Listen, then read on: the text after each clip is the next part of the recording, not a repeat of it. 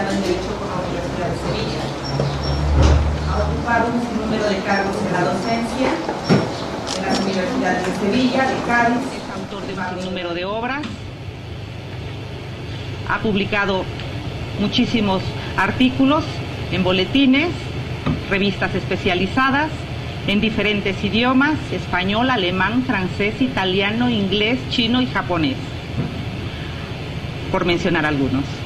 Ha asistido como invitado de honor a diversos congresos y reuniones internacionales. Ha obtenido también premios y doctorados en diversas universidades. Es miembro de diversas asociaciones científicas internacionales y podríamos pasarnos toda la tarde, por supuesto, hablando acerca de sus logros muy merecidos. Sin embargo, si el doctor me lo permite, yo quiero mencionar algo de lo que precisamente ayer estábamos comentando, de un prólogo. Voy a hacer una cita de Edgardo Adona. Y dice así, cito: sobre Francisco Muñoz Conde no debo decir mucho, ya que todo se sabe. El profesor de la Universidad Pedro de Olavide de Sevilla, España, y premio de la Humboldt Stiftung, es ampliamente conocido. Y no voy a ser yo quien le agregue méritos a este prólogo. Solo me interesa resaltar sus últimas investigaciones sobre la actuación de algunos penalistas en la época de Hitler y las relaciones con el positivismo italiano que nuestra revista ha venido publicando de manera sistemática. Y el tema es más que importante porque se podría hacer esta misma investigación con nuestro pasado, no para echar culpas, sino para saber cómo se ha actuado en los estados de excepción. Y en este punto me parece valiente y sería la voz de Muñoz Conde, y también entiendo el porqué de la reacción por este tipo de investigaciones. No es ocultando el pasado en épocas de terror que se podrá llegar a tener una república seria, sino poniéndolo a la luz para más, no repetir los mismos errores, y aún en épocas aparentemente normales, no dar aquellas soluciones.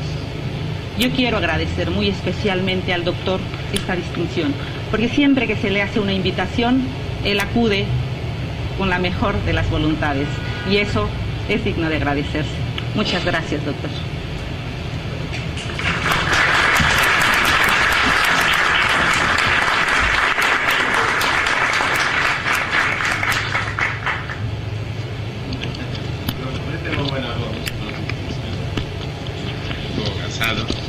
Bueno, buenas tardes.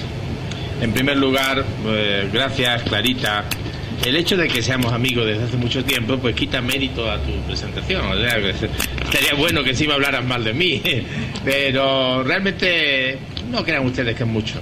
Simplemente que después de muchos años dedicados a este tipo de actividades, pues se tiene una obra, se tiene éxito y fracaso, y amigos, y sobre todo muchos enemigos. O sea, si uno tiene un nivel de éxito elevado, por supuesto tiene enemigos, pero también hay algunos que son amigos, y creo que Clarita es una de esas amigas con las que puedo contar sin la menor duda.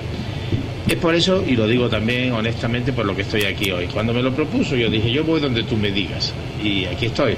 Después pues me ha dicho que es un centro, que está ya habilitado para la enseñanza superior, y yo vengo a México como a mi propia casa. El problema es que no tengo tiempo, y entonces me veo casi siempre ubicado en un sitio o en otro para dar conferencias, y uno pues dice, tengo solo un cuerpo y una cabeza y no puedo desdoblarme. Esta mañana estuve en el Instituto de Investigaciones Jurídicas, ayer estuve en el Tribunal Superior, esta tarde estoy aquí, el viernes estaré en Chihuahua, y el lunes, primero día, espero estar en Sevilla, donde me tengo que hacer muchas cosas que tengo aún pendientes antes de las vacaciones. Pero es siempre un placer, y desde luego no solo por estar en México, sino porque cualquier público que esté interesado en los temas del derecho penal, de la criminología, de la política criminal, del proceso penal, del derecho penal en el sentido más amplio de la palabra, pues cuenta con mi afecto, porque es mi oficio, es mi afición, no quizás la principal. No se puede tener solo una profesión, hay que tener también otros oficios.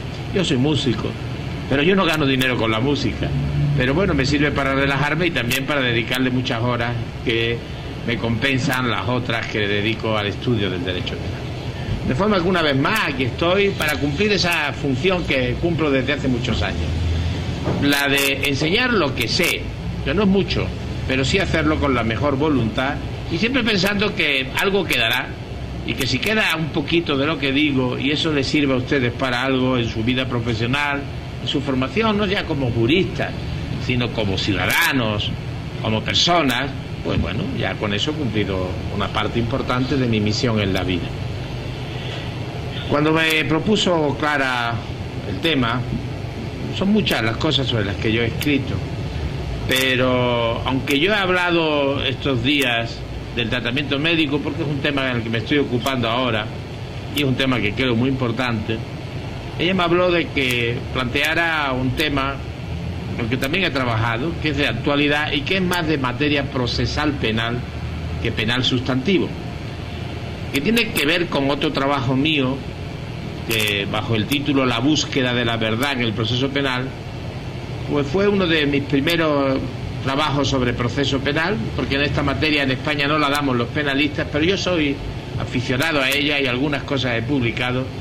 Y después de este trabajo sobre la búsqueda de la verdad en el proceso penal, con motivo de un caso que les voy a relatar, pues se me planteó un problema específico de una forma de investigación de la verdad que está cada vez de más actualidad. Me refiero a la utilización de los medios audiovisuales. Lo que yo diga aquí hoy puede servir de prueba de lo que digo, en la medida en que de algún modo pudiera ser relevante, pues por ejemplo, en cuanto mi declaración pudiera tener un contenido terrorista revolucionario y desde aquí proclamar a la guerra santa contra Bush, que no ese es el caso, por supuesto. Pero en todo caso no cabe duda de que vivimos en un mundo en el que la técnica plantea una posibilidad enorme de recoger declaraciones, hechos que pueden ser utilizados después como prueba de la comisión de un delito.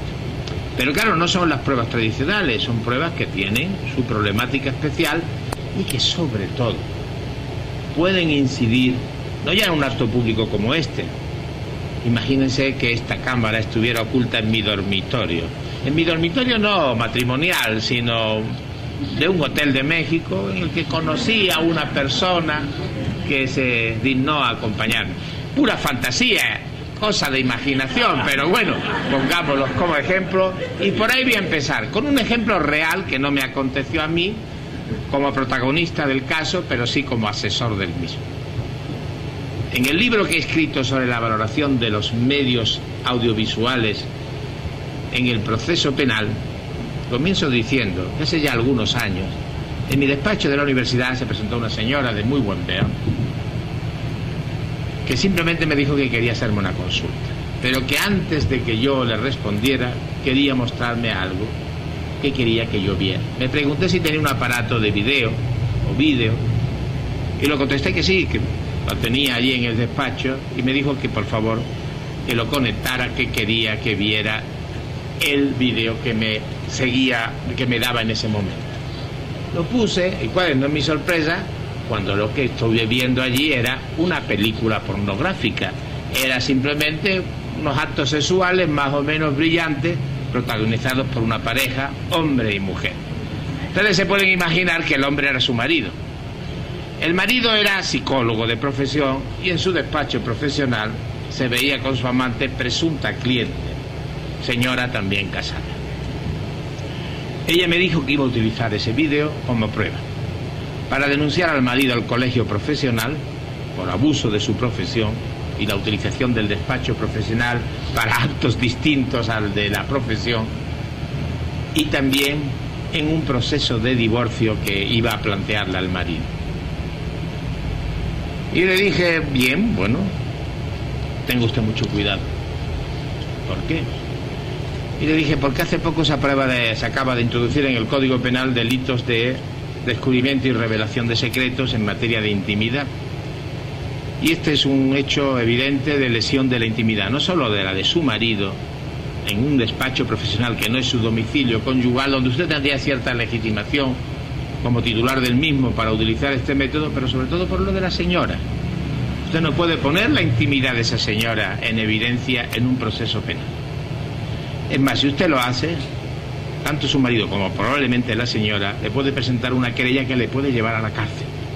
La señora no salía de su asombro. Le decía, encima que me ha puesto los cuernos, encima que me ha humillado, encima que lo hace en su propio despacho profesional perdiendo el tiempo y el dinero. Van ustedes a decirme que yo no puedo utilizar este medio de prueba, porque es una prueba, yo no lo he manipulado. Yo le dije, sí, pero en principio yo le voy a decir que no lo utilice, en mi consejo. Y ya tiene usted la prueba, ahora haga usted lo que le dé la gana, pero no la utilice como tal prueba, porque probablemente incluso no la van a admitir. Y entonces se va a quedar usted compuesto y sin marido. Y encima con una posibilidad de una querella penal por lesión de la intimidad. Quiero decir con esto que evidentemente, como tantos otros casos de televisiones agresivas, que en materia de elecciones o en relación con personajes de famosos por pertenecer al mundo de la canción, del cine, de los deportes, aparecen siempre videos, fotos, medios audiovisuales que sirven para, en un programa de estos que todo el mundo ve, pues conocemos la amante del famoso deportista, conocemos la amante del señor que se presenta a las elecciones presidenciales, y qué periodista que tenga este tipo de material audiovisual no lo utilizaría, incluso con una finalidad de descrédito en la lucha política. Yo siempre he tenido mis dudas de que esto, a pesar de que está tan extendido, no pueda ser ya constitutivo de un delito de injurias, de una invasión de la intimidad. Pero a veces la tentación que se tiene por parte de la periodista o de otros medios o de políticos del otro bando es presentar una denuncia y utilizar esos videos como medio probatorio, por ejemplo, del dinero que ha recibido un político de un determinado partido, aquí y en cualquier otra parte del mundo. No crean ustedes que eso de los dineros que reciben algunos políticos es solo privativo de México. Y hay que diferenciar lo que es un proceso paralelo en un medio de comunicación de lo que es una prueba lícita y que como tal puede ser admitida en un proceso penal y llegar incluso a fundamentar una condena de años de cárcel.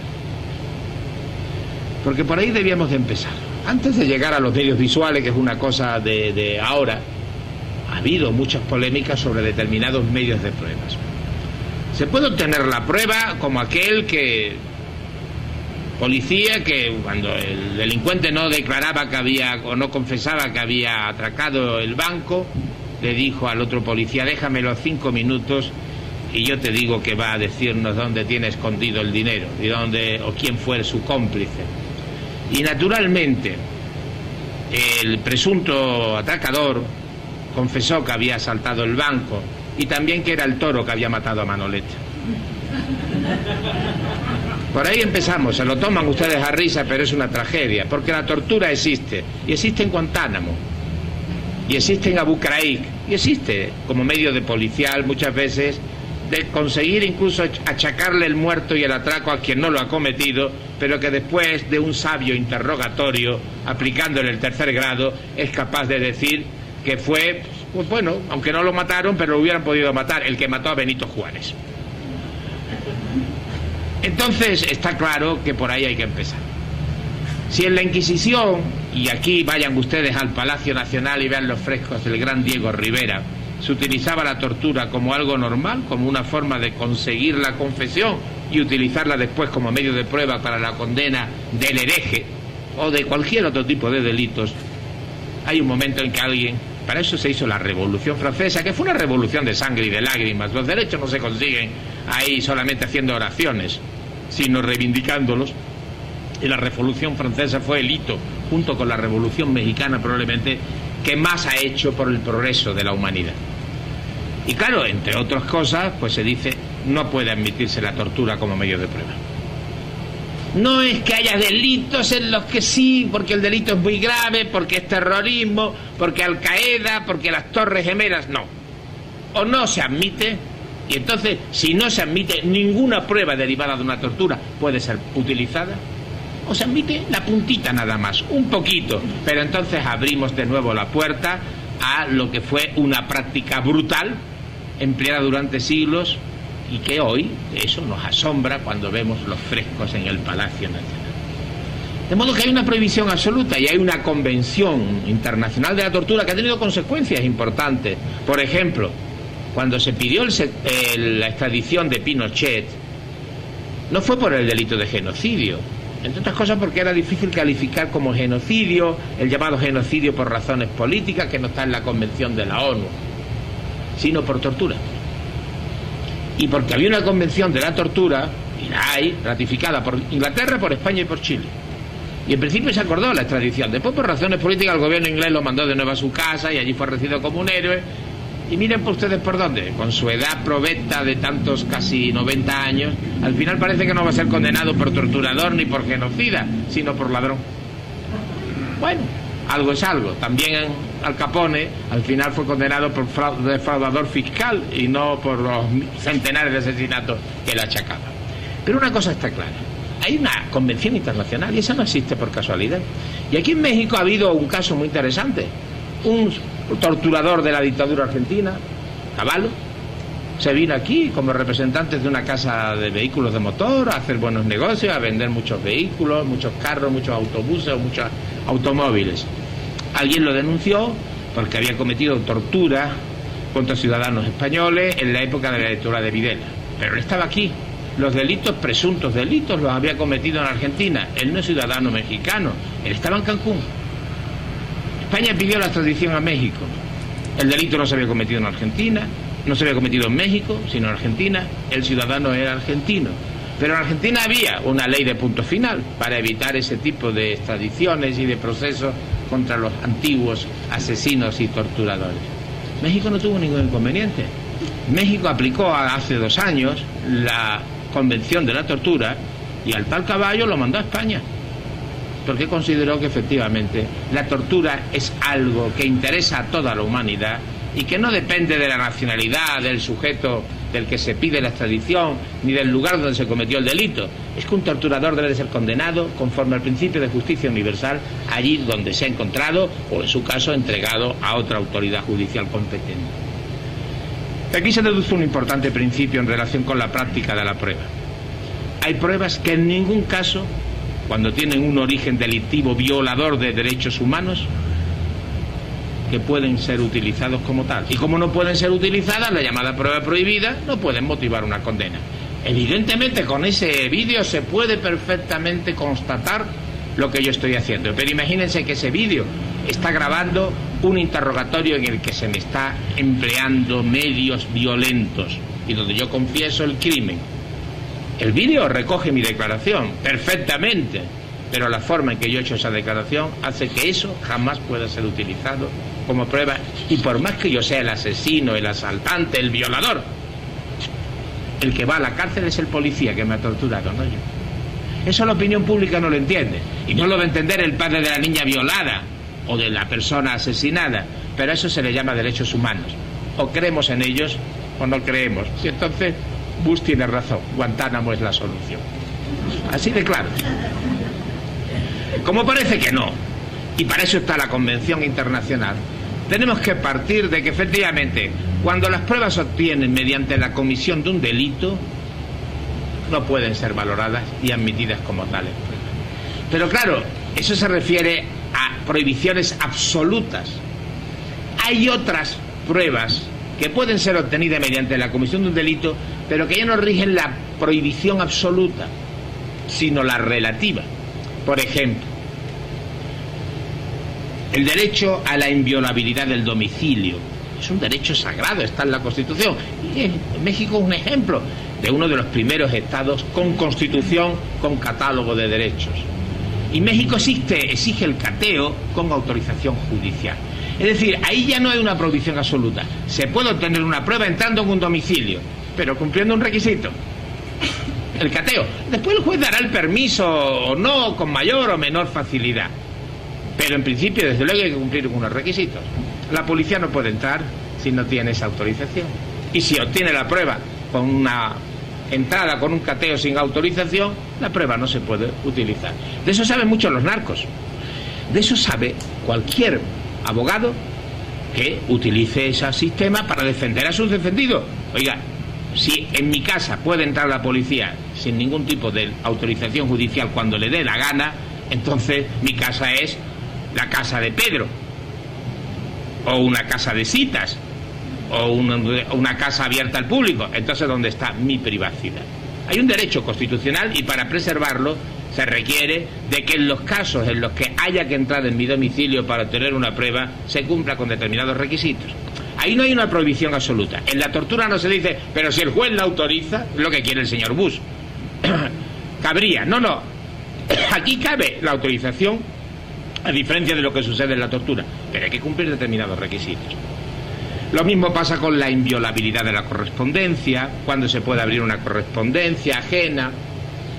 Y finalmente, cuando la técnica avanzó, se planteó el problema de las escuchas telefónicas y de los medios audiovisuales. El chiste lo conocen ustedes. La pareja de novios que va a pasar su luna de miel a un hotel de lujo. ¿Y cuál es su sorpresa cuando, después de pasar allí unos días, se supone que satisfactorios para ambas partes, al pagar la factura del hotel, le dicen, no señor, todo es gratis y además el hotel le va a hacer un regalo de 10.000 pesos. No salía de su asombro y al mismo tiempo de su satisfacción. Caramba, pues muchas gracias. Obviamente apenas llegó a su pueblo, lo primero que le dijo a los compañeros que tenían novias, que iban a casarse: oye, cuando os casáis, ir a ese hotel, os tratan de maravilla, es un hotel de lujo y encima no os cobran nada y os hacen un regalo. Motivó eso que a la semana siguiente el amigo se casara y se fuera al hotel y pasara allí la noche de bodas. Cuando fue a pagar la cuenta le dijeron exactamente lo mismo. No solo todo está pagado y corre por cuenta del hotel, sino además le vamos a dar 50.000 pesos de regalo. Este hombre se quedó asombrado y dijo: perfecto, maravilloso, pero oiga, un amigo mío me dijo que estuvo aquí la semana pasada y que a él le dieron solo 10.000 pesos. ¿Cómo me dan ustedes 50.000?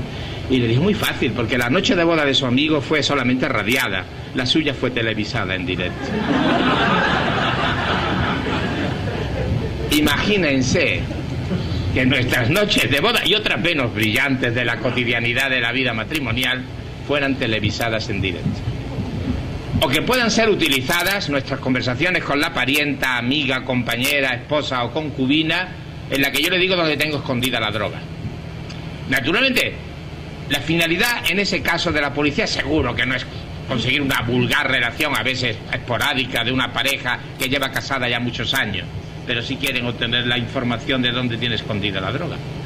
Y eso parece que justificaría el que pongan un vídeo nada más y nada menos que en el sacrosanto lugar del matrimonio. Se puede, sin más, admitir que la policía inunde nuestros domicilios particulares de medios audiovisuales, en los cuartos de baños, incluso en la parte más estricta del baño, en los dormitorios, o que simplemente ponga con sistemas técnicos hoy al alcance de cualquiera aparatos de escucha de nuestras conversaciones telefónicas, o incluso algún tipo de control adosado a nuestro automóvil que pueda captar las conversaciones que tengamos dentro de él. La finalidad va a ser siempre el esclarecimiento de un delito, en principio. Pero desde luego esa finalidad no puede justificar lo que es una evidente invasión de un derecho fundamental, que es el derecho a la inviolabilidad del domicilio, el derecho a la inviolabilidad de la correspondencia y ese otro derecho muy sutil pero cada vez más importante que se llama en Estados Unidos la privacy y que se ha traducido al castellano por la intimidad. Un derecho muy importante.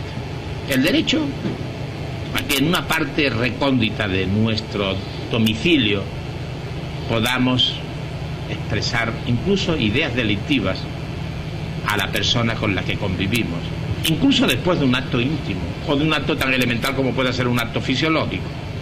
Todo esto puede ser utilizado como prueba. Y yo les diría, en principio sí, ¿por qué no? No hay una prohibición absoluta, no es una brutalidad irreversible como la tortura, que incluso puede producir la muerte. Pero igual que en el cateo, aquí se requieren de unos determinados procedimientos. Algo habrá que hacer. Se puede admitir que ese control... Vamos a ver lo que hizo Muñoz Conde ayer en México. Yo les cuento que mi vida es muy triste, pero alguna vez tengo un esparcimiento que consiste en charlar y tomar unos tragos con unos amigos, a veces con alguna amiga, pero siempre, como decía aquel italiano, más públicamente. Pero imagínense que tuve la suerte de que pudiera llegar a alguna intimidad privada. Alguien quiere saberlo, a lo mejor mi esposa, a lo mejor alguien que quiere sacarme en el video de Ahumada, alguien que dice es un periodista famoso y le podemos sacar en un programa de televisión, o alguien que quiere investigar hasta qué punto yo tengo relaciones con una persona que está vinculada pues a un peligroso narcotraficante. Las finalidades pueden ser muy diferentes, algunas incluso loables, y ver si yo tengo alguna implicación con un importante delito. Pero ¿cómo lo hacemos?, dice el juez. Estoy hablando ya incluso de un juez. Y dice el policía, muy fácil, yo le mando una denuncia anónima de una alumna que dice que Muñoz Conde la ha violado, y automáticamente usted ya puede poner en la habitación del hotel medios audiovisuales, captar sus conversaciones telefónicas, algo saldrá. Y efectivamente sale algo que puede ser incluso delictivo, ¿por qué no? A través de una denuncia anónima, un juez acuerda una medida de ese tipo, incluso por una nimiedad que puede ser incluso una venganza personal de una mujer ofendida. ¿Se puede utilizar eso como prueba? ¿Dónde está entonces el derecho sacrosanto y fundamental a la intimidad reconocido internacionalmente?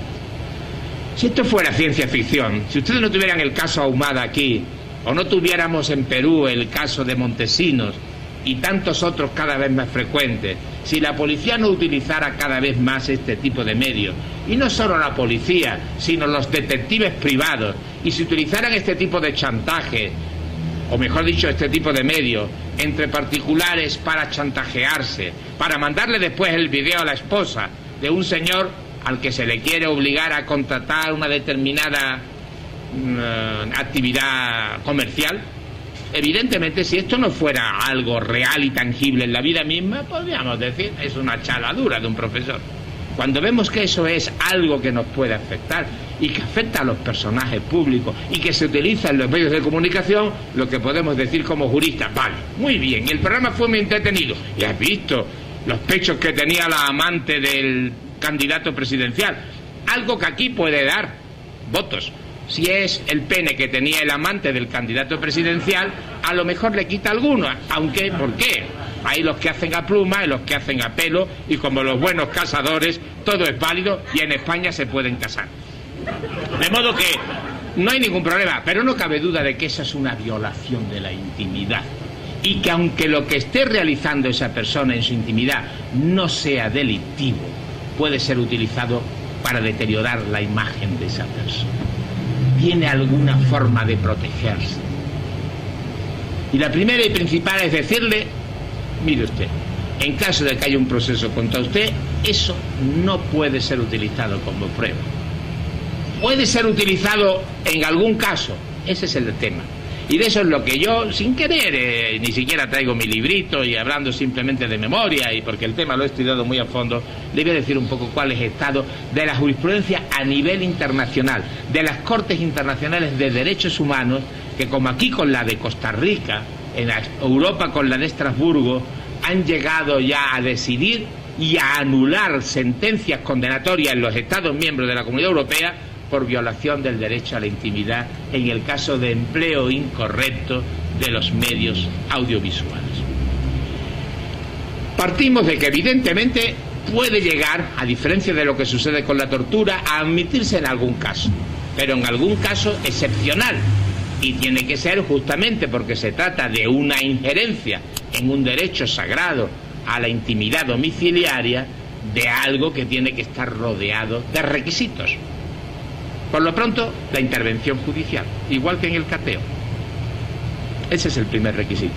O policía, que tanto gusta de utilizar todos ese sistema, incluido la tortura a veces, decirle, pues si utilice usted eso sin control judicial, de momento ese trabajo no le sirve para nada, porque no va a poder ser utilizado como prueba. Y cuidado, ojo, señor policía, señor comisario, a lo mejor le puede motivar una condena o una reprensión disciplinaria. De modo que en la jurisprudencia de la Corte Suprema de la Corte, mejor dicho, de Derechos Fundamentales, de Derechos Humanos de Estrasburgo, con ámbito en toda la Unión Europea, se han tenido que enfrentar con este tipo de problemas muchas veces. Naturalmente hay unas regulaciones en casi todos los países, pero se han quedado anticuadas, porque el tema del empleo de medios audiovisuales, de cualquier ley procesal, regula, incluso muy detenidamente, el cateo, el control de la correspondencia, pero no regula muchas veces, incluso ni siquiera lo menciona, salvo que haya habido reformas o leyes modernas, el tema del empleo de los medios audiovisuales. Y no cabe duda de que eso se ha convertido en un medio probatorio muy eficaz. Pero claro, hay que rodearlo de garantías para que solo sean casos excepcionales y cumpliendo determinados requisitos. Muchos de esos requisitos están en las leyes de los estados, pero incluso esas leyes de los estados son insuficientes o no cumplen los requisitos que la Corte de Derechos Humanos de Estrasburgo ha fijado. Y así muchas veces, y sobre todo en relación con narcotráfico, sorprendentemente, en casos incluso escandalosos, pero con abogados muy buenos, y para eso les pagan muy bien, pues después de haber llegado a una difícil condena, con todo lo que eso conlleva, en un ámbito nacional español, con los recursos correspondientes, etcétera, y confirmando a la Corte Suprema la condena del narco, el narco ha conseguido la nulidad de esa condena en la Corte de Estrasburgo, que ha dicho que la regulación española de la valoración de los medios audiovisuales no cumple con los requisitos que esa misma Corte viene estableciendo reiteradamente, diversas sentencias en las que ha anulado sentencias de los tribunales españoles, ingleses, alemanes, italianos, etcétera. Y claro, inmediatamente eso ha obligado, o está obligando en los países de la Unión Europea a hacer reformas. Porque al final, si con la ley española se llega a una condena, pero después la Corte de Estrasburgo, y el abogado se la conoce y sabe cuáles son las sentencias de la Corte de Estrasburgo, se consigue anular la sentencia del Tribunal Español, al final nada ha servido para nada. Se ha perdido el tiempo y el narco sale en libertad y, perdón la expresión, hace un corte de mangas a los tribunales, a la policía y a todos los que consiguieron su condena. Condena justa desde el punto de vista del contenido, pero injusta desde el punto de vista de las garantías. Eso es un problema que los juristas, que el pueblo no lo entienda muchas veces, tenemos que tener en cuenta. El pueblo lo entiende cuando el acusado injustamente y sin prueba es el hijo. Entonces quieren todas las garantías. Pero cuando es otro y tiene cara de mala persona o es un delincuente habitual, entonces duro con él. Y entonces, claro, la gente no quiere garantías. Pero ahí es donde está el problema, de que se pueda llegar a prescindir de lo que está en la Constitución y de lo que además constituyen declaraciones universales de derechos humanos. ¿Cómo coenestar la eficacia en la lucha contra la delincuencia con el respeto a los derechos fundamentales? Ese tema, plantado en el ámbito de los medios audiovisuales, es el que ha obligado a los tribunales a fijar criterios cuando la ley no los fija o cuando los que fija la ley no son suficientes. Y el primero y principal de todos, y es algo que creo que en un Estado de Derecho debe de quedar claro y definitivamente resuelto, es que la actividad policial de investigación y esclarecimiento de los delitos debe estar controlada, bien por motivo de recurso, bien porque haya directamente, como en el sistema español, un juez de instrucción por el Poder Judicial. De modo que cuando la decisión para la obtención de una prueba, o incluso una decisión de arraigo o de prisión provisional, deba de ser adoptada, tiene que pasar por el control judicial. Y cuando se tenga que acordar para una investigación el control de una escucha telefónica o la aplicación de un sistema audiovisual en la intimidad de una persona, en su domicilio, ahí tiene que primero intervenir un juez, que debe de autorizar eso por escrito, y además ahora vienen otros requisitos adicionales. Evidentemente estamos hablando de un derecho fundamental, por lo tanto autorizar una invasión de la intimidad de tal magnitud como es la aplicación de un medio audiovisual en un dormitorio para investigar una cuestión puramente privada, como en definitiva, aunque aquí sea delito en algunos estados, como el adulterio, o cualquier otro tipo de relación no delictiva, homosexual, etcétera, pero que sabemos deteriora la imagen de la persona, eso sería un disparate. Oiga, pues si se autoriza nada más y nada menos que un medio audiovisual en la pura intimidad del dormitorio para investigar algo que ni siquiera es delictivo, sino para utilizarlo después como chantaje para deteriorar la imagen de esa persona, entonces no hay derecho fundamental a la intimidad. Habrá que exigir requisitos de proporcionalidad, que el hecho que se esté investigando sea un delito grave. ¿Cómo se fija el delito grave? Se puede decir, cuando se investiga un delito grave, y a veces en los códigos se distingue delito grave, menos grave, ahí hay una sentencia muy importante, todo esto es muy reciente, la sentencia del Tribunal Constitucional alemán es de 3 de marzo del 2004.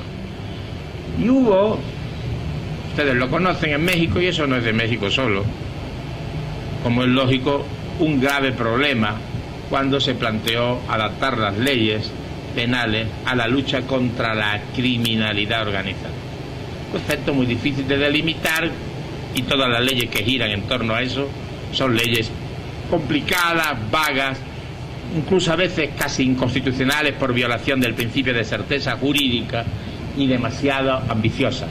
Le dan demasiadas facultades a la policía en detrimento de los derechos fundamentales de los ciudadanos.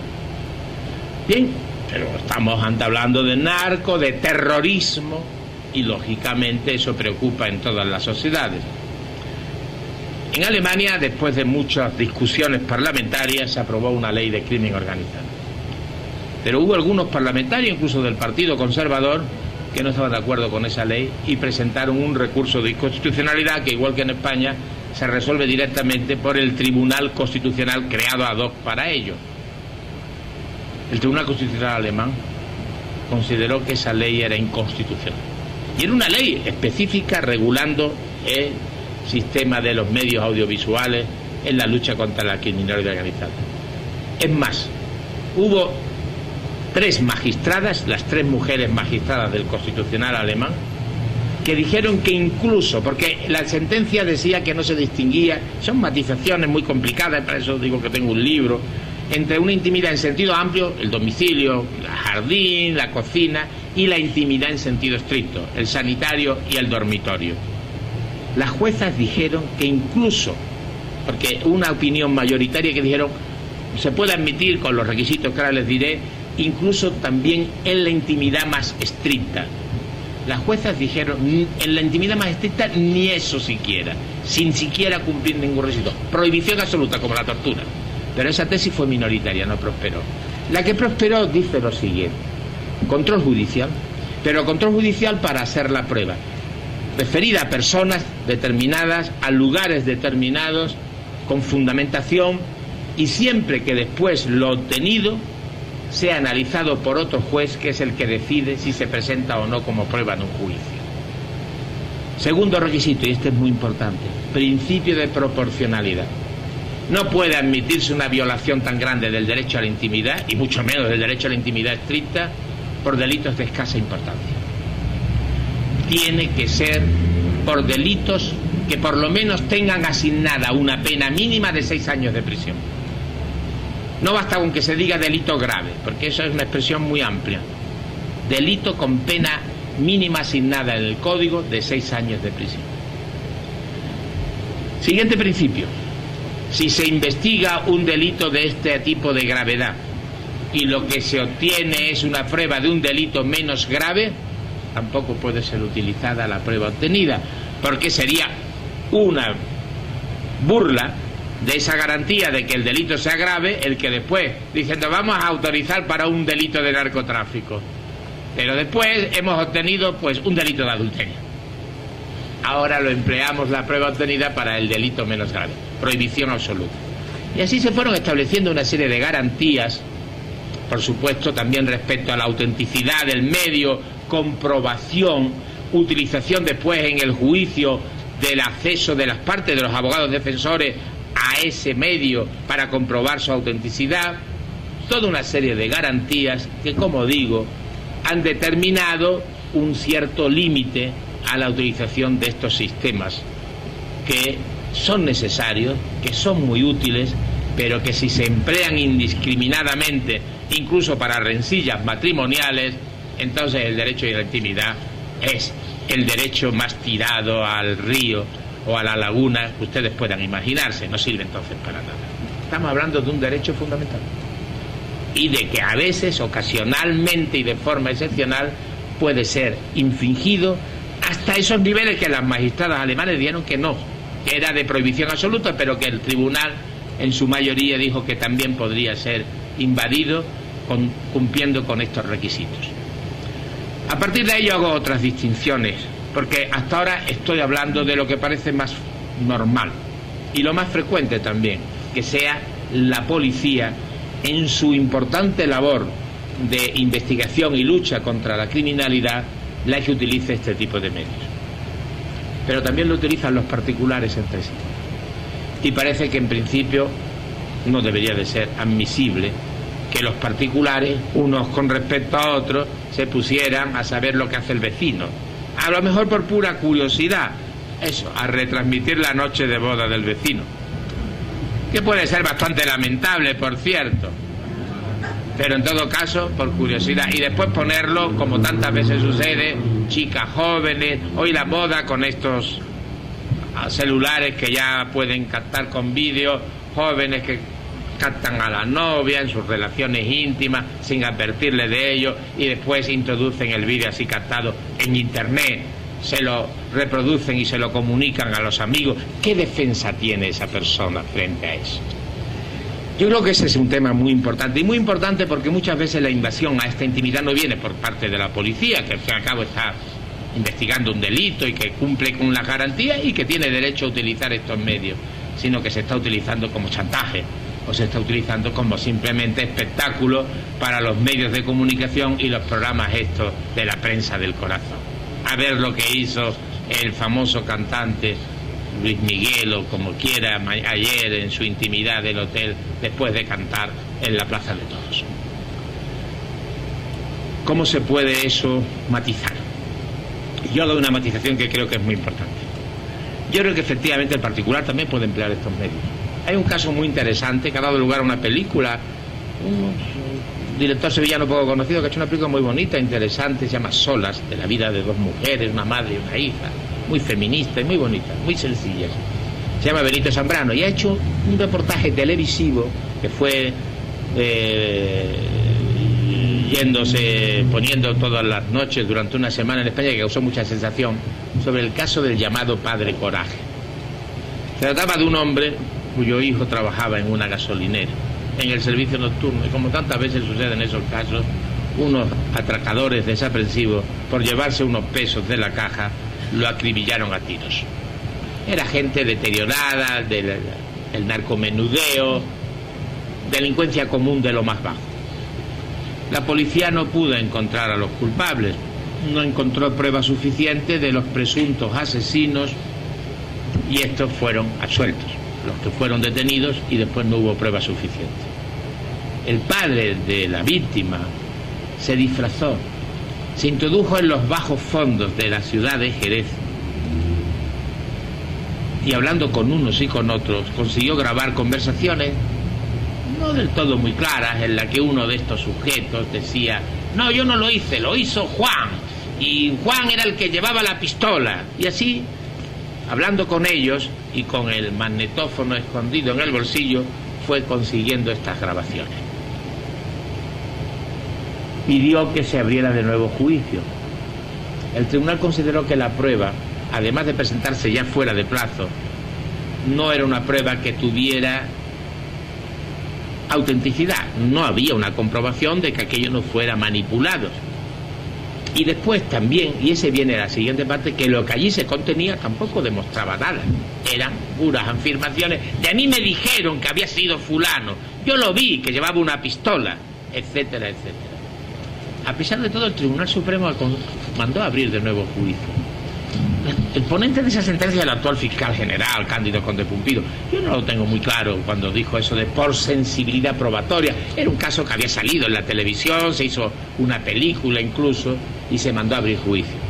Y el tribunal, porque estaba obligado a ello, por la decisión del Supremo, admitió la prueba, pero dijo que la prueba era insuficiente y volvió a absolver a los acusados.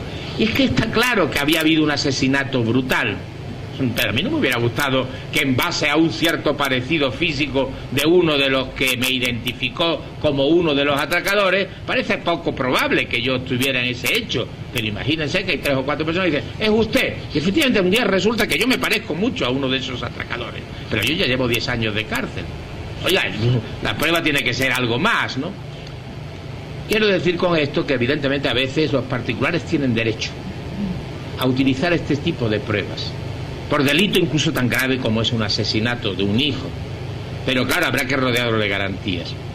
Ahí hay un tipo de problemas que les voy a contar rápidamente que yo creo que se pueden ir matizando. Por ejemplo, en muchas empresas, cuando hay sospechas de que algún empleado roba,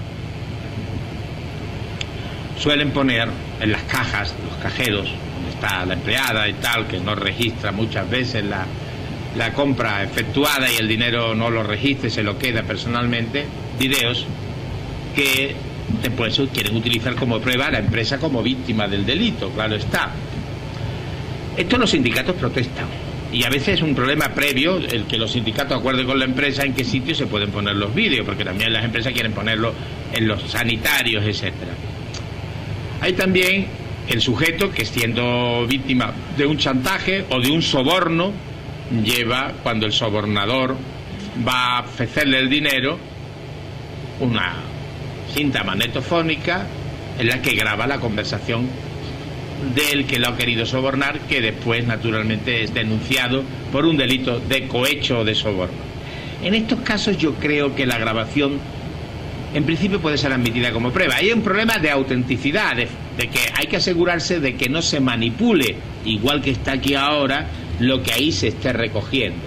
Ahí tiene que haber necesariamente una intervención judicial. Pero en principio ahí yo creo que la justificación de la admisión como prueba de esa grabación es que la persona está siendo víctima de un delito. Tiene todo el derecho a intentar que ese delito del que está siendo víctima pueda ser en su día condenado. Denunciarlo y recabar todas las pruebas que puedan llevar a denunciar y después a la condena de la persona que ha cometido un delito contra él. Para ponerles un ejemplo un tanto anómalo y que motivó también incluso una acusación de que yo he sido el abogado de Montesinos y bueno, injurias de ese tipo brutal en el mundo académico para difamarme, pero es verdad, y por eso está publicado para evitar cualquier especulación. Cuando me dijeron, pues dicen que tú eres el abogado de Montesinos, digo, pues ya está, ahora mismo publico el dictamen y verán ustedes cómo no. Y les voy a contar lo que pasó en ese caso. Evidentemente, cuando estaba Fujimori en el poder, ahora ha habido elecciones y ha salido uno que era corrupto, pero para que no saliera otro que parece que puede ser muy... En fin, ¿qué les voy a decir a ustedes? Que dentro de una semana tienen que elegir aquí a un presidente. En todo caso, en aquella época había una especie de asesor presidencial. Es curioso, no era ni siquiera ministro ni nada.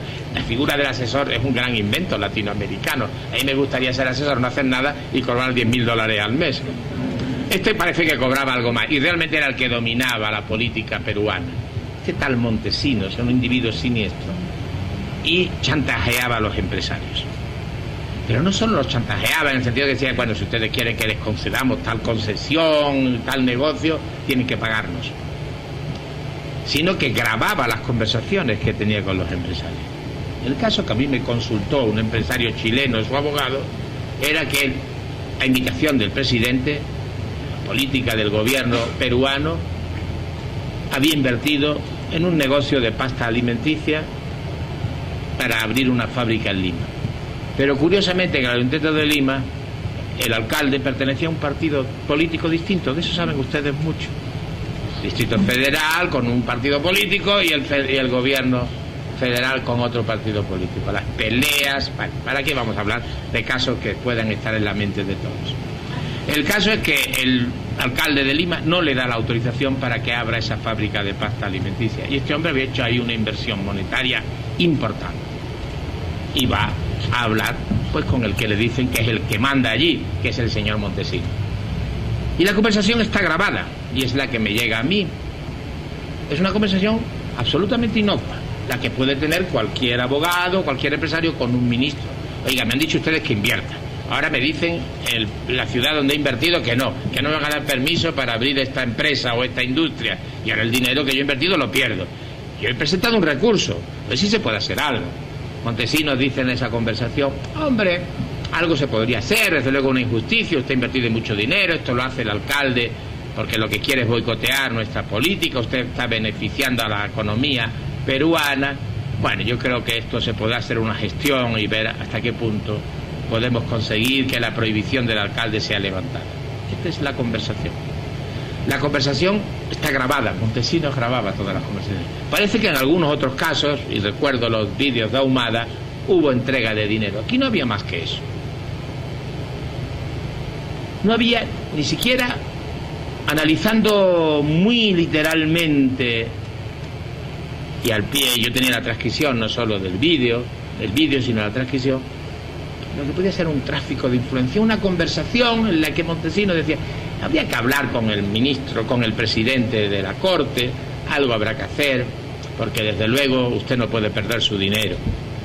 Usted ha hecho mucho bien por el pueblo peruano y su inversión nos parece que es buena para el pueblo peruano. Cohecho, soborno, tráfico de influencias, que es un delito ahí muy difícil de tipificar, eso es lo que había. Pero naturalmente en aquel momento interesaba, y sobre todo tratándose de un inversor extranjero, cargarse la inversión y utilizar eso como un argumento de la corrupción existente en aquel momento. Los vídeos no están bien claros, las conversaciones son a veces muy difíciles de entender, y en todo caso se trataba de ver si eso podía ser utilizado como prueba para procesar a Montesinos por un delito de soborno y tal, pasivo, al otro por un delito de soborno activo, por un tráfico de influencias, en definitiva para anular la concesión administrativa de la fábrica en el proceso administrativo correspondiente. La prueba era el vídeo. ¿Se podía o no se podía utilizar? Para mí el problema principal, y por eso digo hasta qué punto la manipulación, la maledicencia, los enemigos que uno tiene, y que son muchos, sobre todo si uno le va bien, ha obtenido premios internacionales, etcétera, dicen que yo defiendo a Montesinos. Todo lo contrario. Mi defensa, mi dictamen se basaba en que Montesinos había cometido un delito. Si yo hablo ahora por teléfono con alguien y ese alguien graba mi conversación sin mi autorización, está cometiendo un delito. Si alguien ahora mismo se acuesta conmigo y se lleva una cámara secreta y me graba, está cometiendo un delito.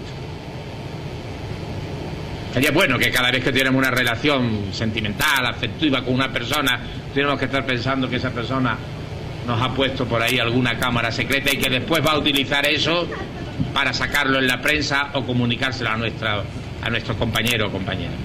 Es decir, hay que tener mucho cuidado con esto. Que el Montesinos sea un asesino, un delincuente, eso no era el caso.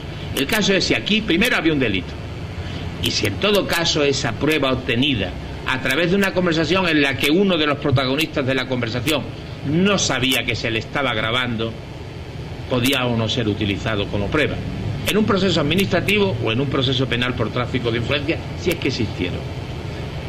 Mi dictamen fue a favor de la nulidad de esa prueba, entendiendo que se había violado el derecho a la intimidad, pero también y paralelamente haciendo un estudio de la conversación, considerándola que no era relevante penalmente.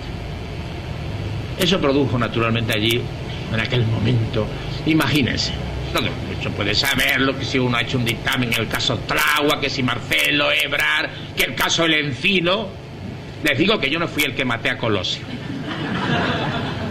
Pero bueno, a veces es inevitable la cierta manipulación. ¿Qué dirá Muñoz Conde? Muñoz Conde no dice nada, lo dice a veces por amistad, el abogado te lo pide, no te pagan, o pagan poco, o no pagan lo que después ellos van a obtener con ese nivel, pero es inevitable. Y uno dice, ¿por qué no voy a dar mi opinión jurídica? Porque yo no, como extranjero en un determinado país donde hay un problema que ojalá se resuelva jurídicamente y no a tiros, una opinión personal de un jurista importante no puede iluminar a unos jueces?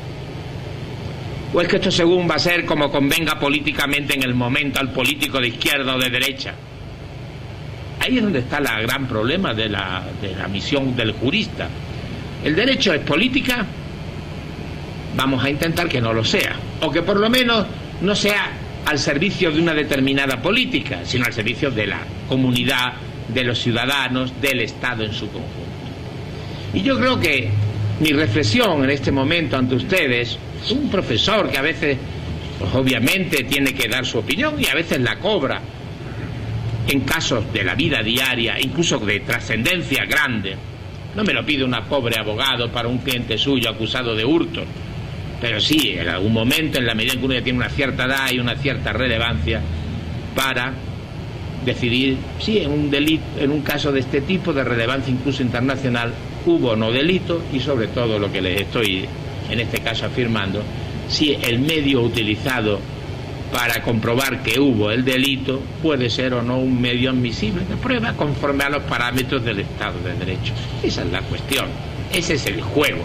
Un juego que es un juego a veces peligroso, un juego en el que no hay ciencia exacta, en donde 2 y 2 pueden ser 5, pueden ser 3 y a veces 33, pero que es la mejor solución que podemos tener frente a esas otras prácticas probatorias en las que simplemente al sujeto se le amarraba a un potro y se le iba apretando la tuerca hasta terminar confesando que efectivamente había negado que Cristo fuera Dios, o que era el toro que había matado a Manolete, o el que mató a Colosio, o cualquier otra cosa que ustedes quieran. O ahora que son los terroristas que cuando ya no pueden aguantar más esa situación se suicidan. Bush dice encima, es que son terroristas, lo han hecho como un acto terrorista más. Dicen, oiga, se han suicidado en unas condiciones de vida lamentables que niegan los derechos humanos, aunque el Congreso de Viena ayer, con la presencia del señor Bush y la ciudad preciosa de Viena ocupada militarmente, no haya condenado la cárcel de Guantánamo, cosa que realmente no deja de ser muy sorprendente. Pero estaba allí el amo del mundo y, como todos ustedes saben, contra él poco se puede hacer. Pero ahí están los 3 niños asesinados ayer en los asesinatos selectivos de la guerra, porque es una guerra obvia, palestino-israelí, o los muchos masacres que ya nos hemos acostumbrado a ver todos los días en una invasión que tiene un origen absolutamente ilegal en contra de la voluntad de la ONU, como fue la invasión de Irak por parte de las tropas americanas. Yo creo que no podemos decir eso es lo que hay, y nos guste o no, hay un derecho penal del enemigo, y con los enemigos estamos en guerra. No hay manera de utilizar nada más que el derecho como un arma de guerra más, sin garantías, utilizando cualquier prueba, incluida la tortura. Eso es un regreso, eso es un retroceso a la barbarie, y si además es fomentado por el país sin duda más poderoso del mundo, yo estoy preocupado. Y de modo un tema como este, puramente banal, casi como comencé, de una señora airada con la presunta infidelidad, no presunta, era real como la vida misma, era un vídeo que yo decía, cielos, ¿qué tipo? ¿Cómo lo hace? Pues lo que empezó siendo un chiste puede terminar siendo en una forma nueva de tortura, de violación de derechos fundamentales, y nosotros los juristas somos los que tenemos que decidir con nuestras inseguridades dónde están los límites.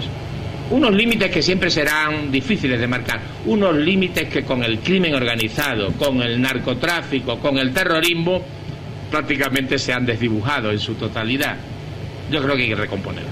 Y la mejor forma de recomponerlo es decir, incluso con peligros evidentes, y el terrorismo no hay que negarlo, ya no es el terrorismo de ETA en España, que afortunadamente parece que se va a solucionar, sino ese terrorismo internacional, que afecta sin embargo a un país que a su vez también comete actos terroristas contra países débiles.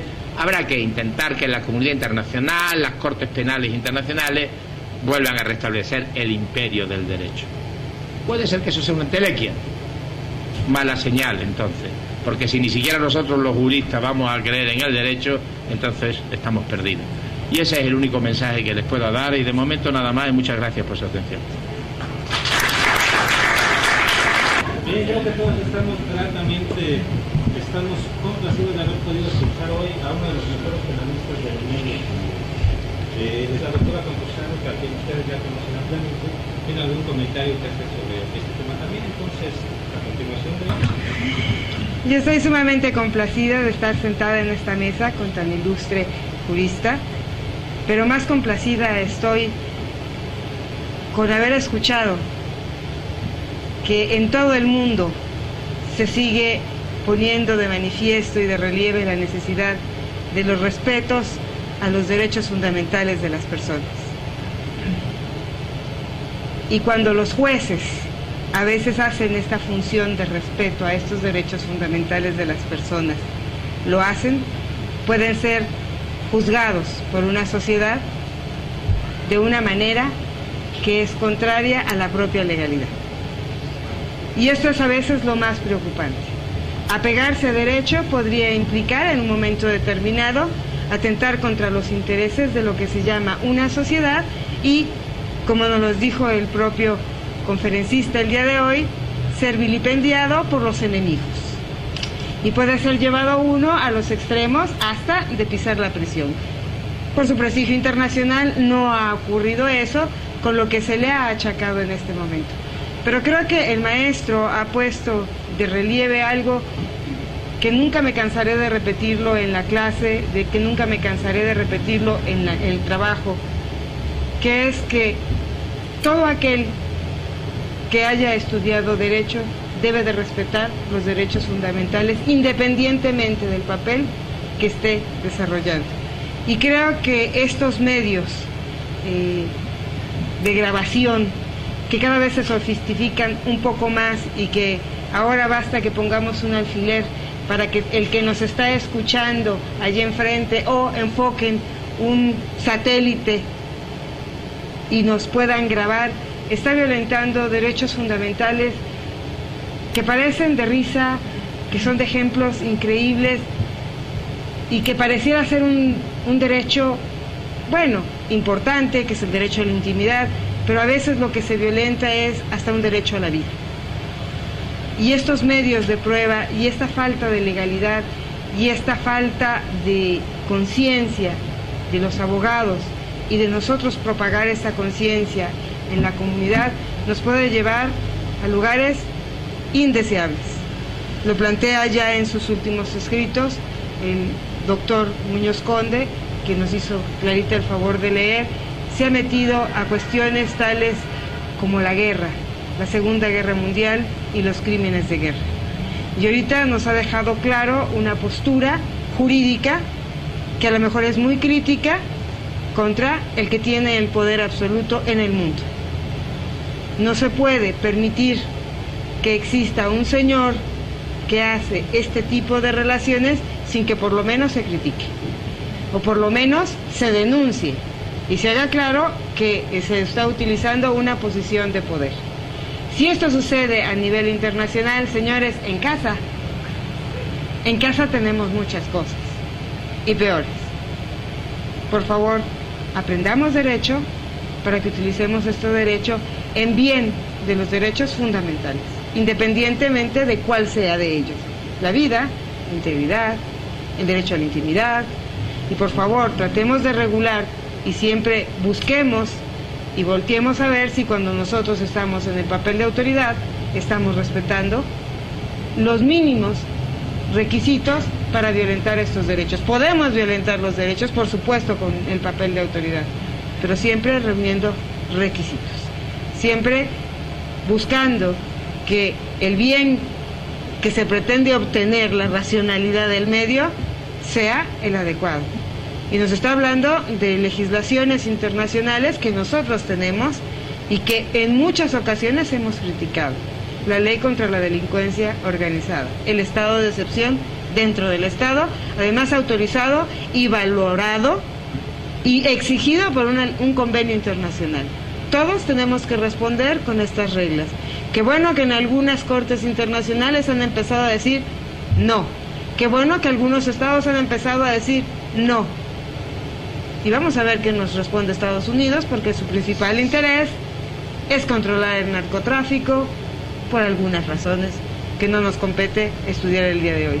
Compañeros, yo aprendí mucho, espero que hayamos aprendido todos mucho, y otra vez me complazco y me regocijo por el hecho de estar sentado aquí y poder haber hecho algún comentario a esta plática. Gracias.